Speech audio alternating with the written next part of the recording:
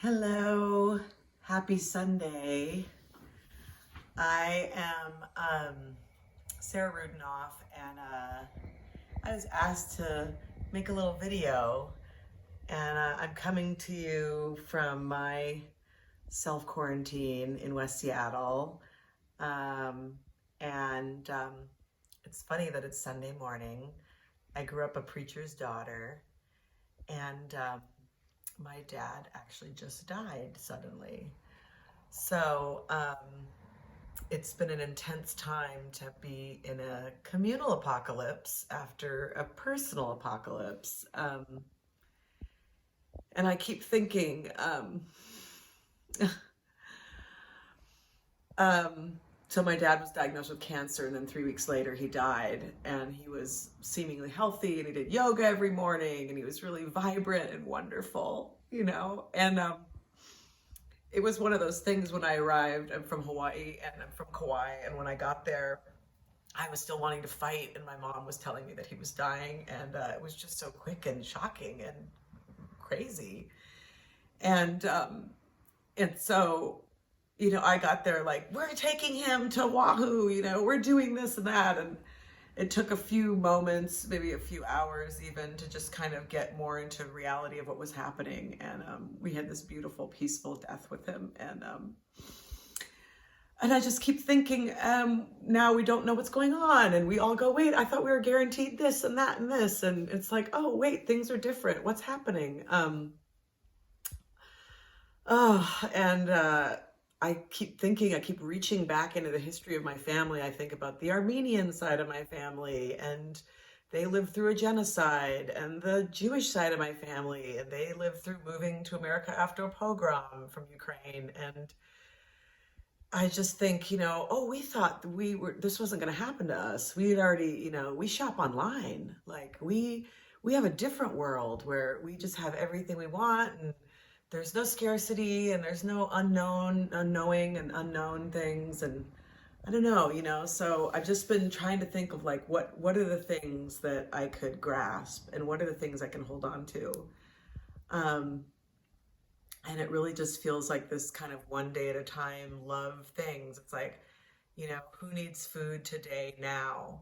I wrote my dad's eulogy, and my father was an Episcopal priest, and he wasn't that much into the afterlife. He was very much a here and now kind of person. He was like, somebody needs food, give them food. Somebody needs shelter, tonight. He would write discretionary checks for people to have motel rooms that night because they needed a place that night.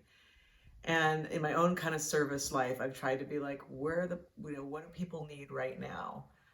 Because right now really matters, like we have needs. And so I just hope that if you don't have what you need right now, that you're getting it, because there's so many of us that want to be there for you.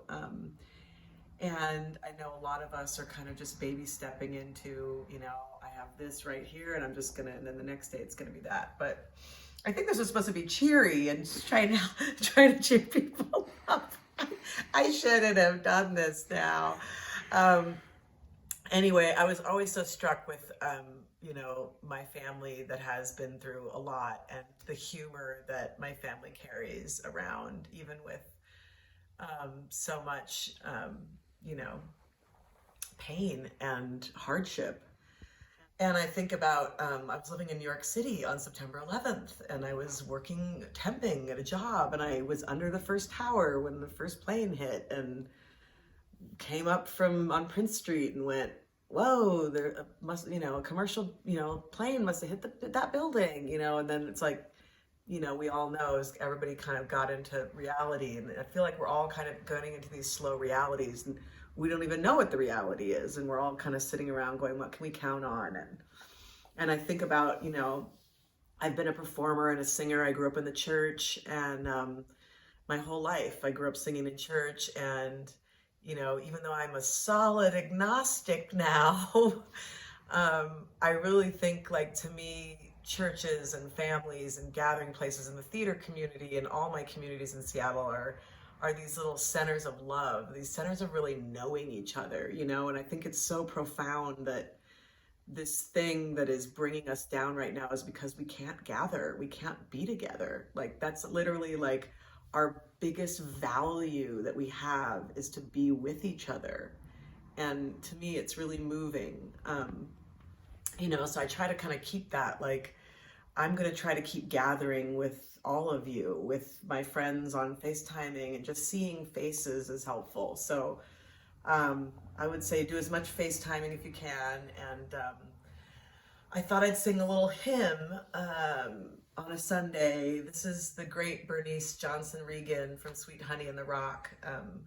Took the Beatitudes and she arranged them, and it's always been one of my favorite spiritual songs. So here you go for all of you. Blessed are the poor in spirit. Blessed are they that mourn. Blessed are the meek and lowly, for they shall be comforted. Blessed are they who are persecuted for righteousness' sake. Theirs is the kingdom of heaven. Blessed are the merciful, for they shall obtain mercy. Blessed are they